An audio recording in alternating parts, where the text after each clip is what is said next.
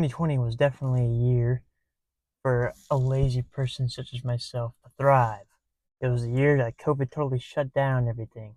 It was also the year I graduated high school. As a young buck in his 18th year and living on this earth, and after one semester on virtual online college, I decided to work at this place called, I'm sure you're familiar, Target. And it was a very nice atmosphere at Target. It was Christmas time. Christmas music was blaring, and all I had to do was be the fulfillment person, which means all I had to do basically is go around shopping for other people's groceries and then bagging them in the bagging area so that they can just go and pick it up, etc., etc. And there were a lot of orders back then in 2020 because people were afraid to go outside in the store because of the disease, and so we were very busy. And that job was pretty good, as an avid video game player back in the day. It was very nice to have some sort of like video game-esque type of job. We had our cellular devices or the scanners, the Zebra phone company, and we were to scan items and they'd track us on the device. Every time you scan an item, it would go directly to your score. And if you couldn't find any items, it'd go to your percentage. And so I enjoyed it quite a lot. You would blaze through the store, going from aisle to aisle. You would memorize each aisle and where the chocolate is as well. So that was a very added plus to the knowledge that lies within my brain. But also, it was good working with the coworkers. You get to work with them regularly. And it was very rare when customers would ask you questions about where things were. And of course, if they did ask you if we had stuff in the back, we did the old chicanery, go in the back and hide there for 30 minutes, and then walk back out and see if they're gone. But there's one thing about this job I definitely dreaded, and that was the INF mechanic. The INF mechanic was, if you couldn't find an item, you'd press on the device, I can't find it. And if you press that button, it'd go directly into the statistics and analytics on your score, and the percentage is called INF. And it'll go down in percentage if you cannot find this particular item. And if your percentage goes down a certain amount, probably I think it was like 70%, if you're going down 70% or less, you'd get in trouble. You see, what a lot of customers like to do is they like to take stuff off the aisles, the items, and then go back to the front of the line, in the checkout line, but then they realize that they don't actually need the item they just grabbed, so they just put it wherever. So that messes up the system quite terribly. And when you're going to find stuff that's on your device saying this is on this aisle, it won't be there like half the time. And normally when that happens, we have to check a numerous amount of places, and normally that requires you to ask for help. And like I mentioned before, I hate asking for help, especially with the managers or anything, because it leaves room for rejection. That's right, rejection is very scary. Basically, I cheated the system. If I couldn't find an item, I'd take the item next to it or something that looked almost like the item on the screen on the phone, and I'd type in the SQU code. That way, it'd say that I did scan it and that it'd be on my cart. That way, my INF percentage would be at a tip-top 100%.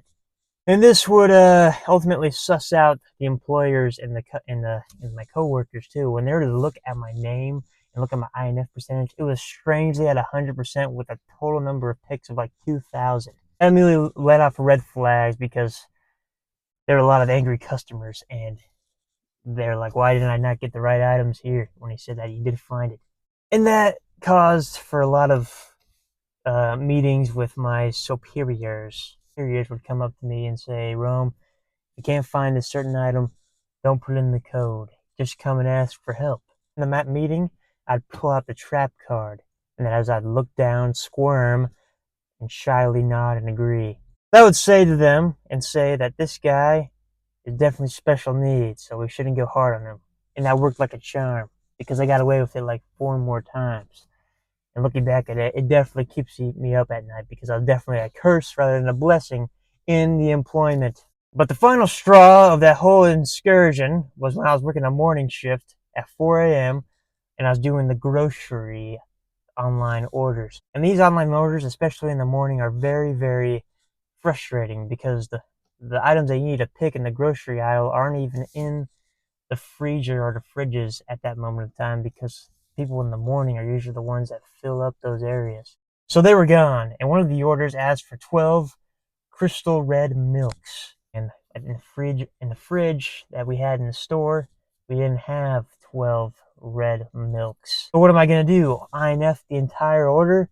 No, absolutely not. So I grabbed 12 random milks and stuffed them into my cart and then tried to force them into a paper bag so that my INF percentage could be at an easy, good, solid 100%. And that didn't work out too well for me. 6 hours later, I had a poor reputation before this, but even going after it, the people who worked at the front were like, "Who did this? This customer totally just like yelled at us pretty bad.